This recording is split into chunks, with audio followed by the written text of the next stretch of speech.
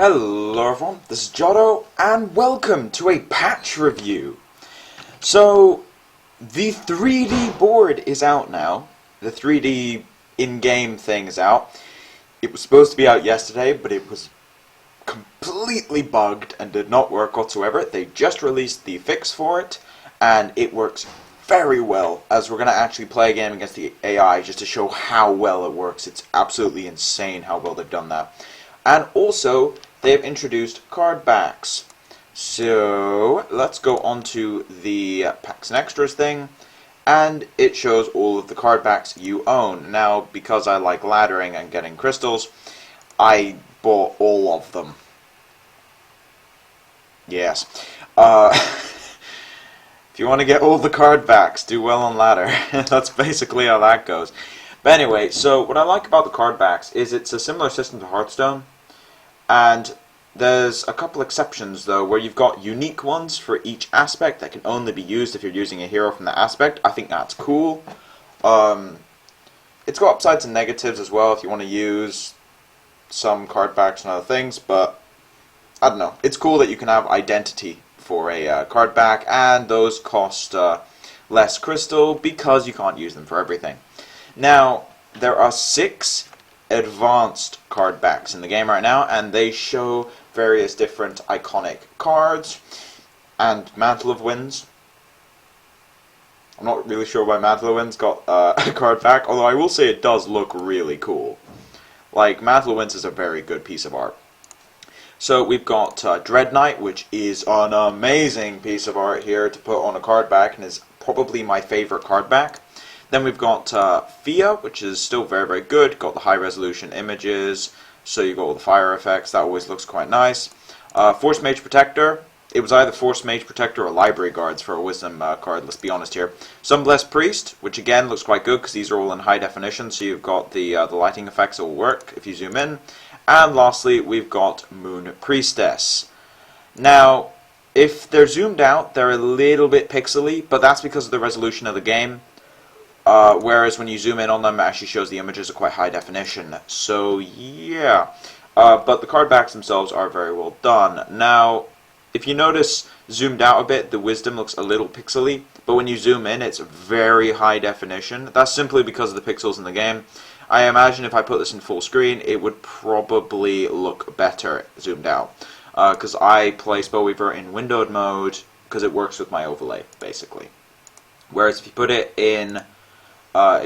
in full screen, then those would look a lot better.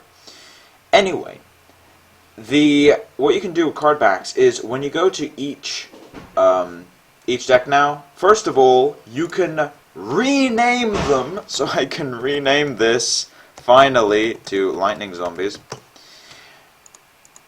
And now your decks have names. That's really important.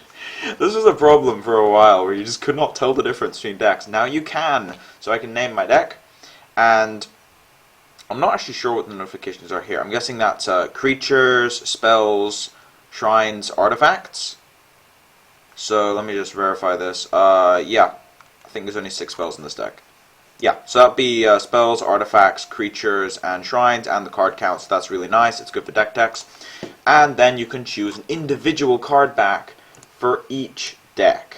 So, since we're playing Lightning Zombies, why don't we look for a Dread Knight there, since Dread Knight looks cool on Corruption decks.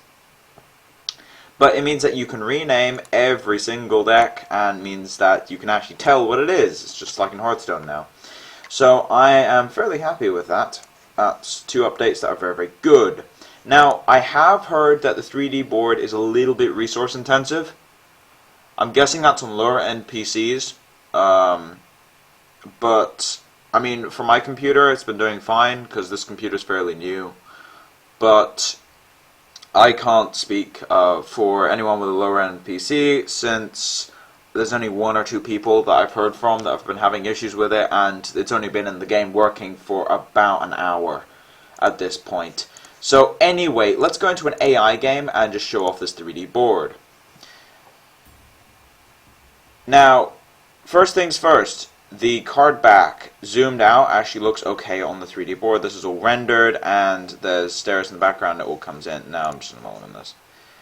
So every single card, now if you actually look at that, it is a little fuzzy zoomed out, but you don't notice because it's so far away that it's just kind of a cosmetic thing, which is cool.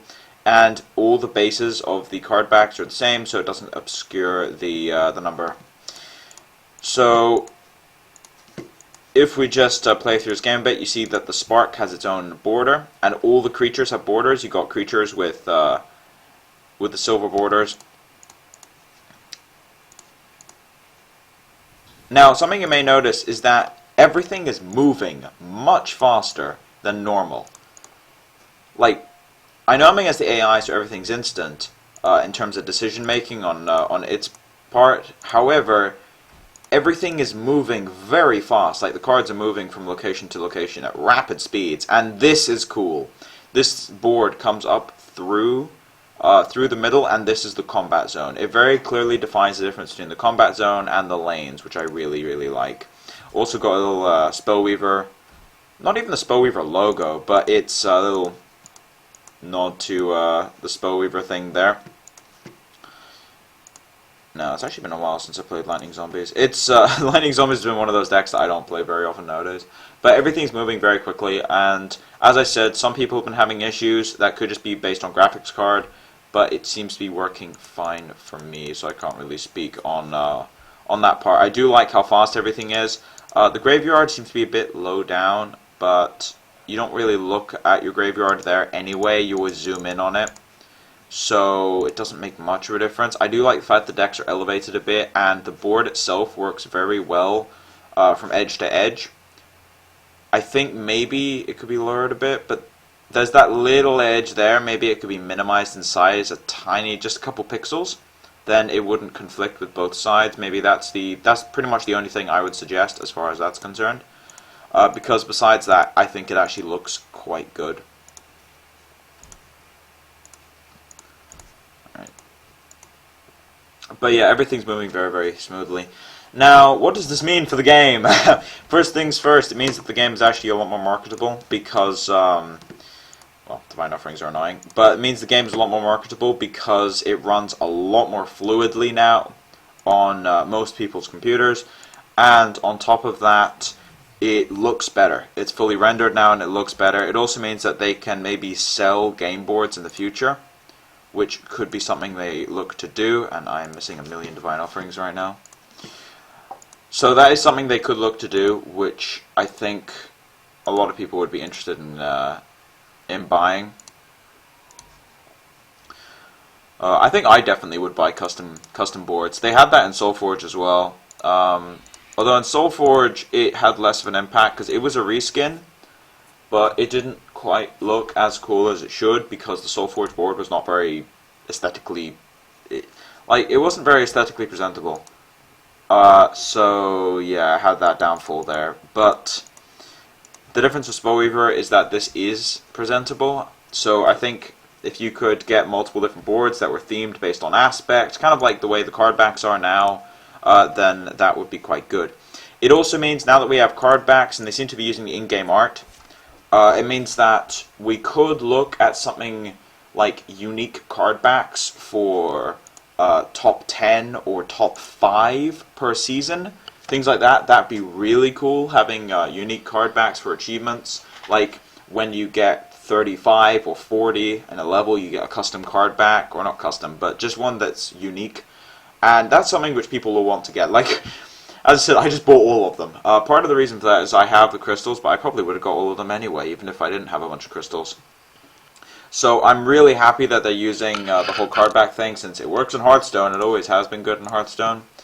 And it also means that you can sort of show off all of your Cardbacks by using them in different decks.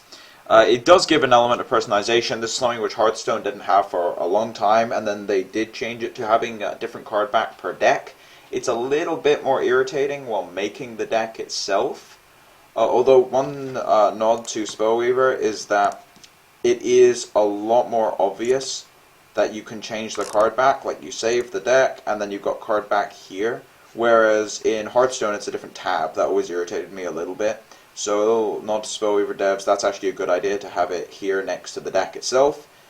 and it just allows you, just like with Hearthstone, to personalize your decks a little bit. Now, some stuff I would like to see with Cardbacks in the future is something using the big epic cards, or even in the future having multicolor things where you can only use a card back if you have like 2 colors in your deck or something. I don't know how they would do that, but if you're playing like multicolor cards, you're allowed to have that card back. But there's lots of things they could do, and I'm very, very happy that card backs are in the game right now. But anyway, that's about it for this this particular patch. No balance updates, but that's expected since we got balance updates like 2 weeks ago. Was it even 2 weeks ago? Yeah, just about 2 weeks ago. We got a big balance patch, but this is a very, very good update, and I think it looks very good, and that's a big encouragement considering we're getting closer to Steam release, which is in January. But anyway, thank you for watching. If you like the content, please subscribe. If you have any feedback, want to ask me any questions, put it in the comment section below. But now, it's been Jotto, signing off.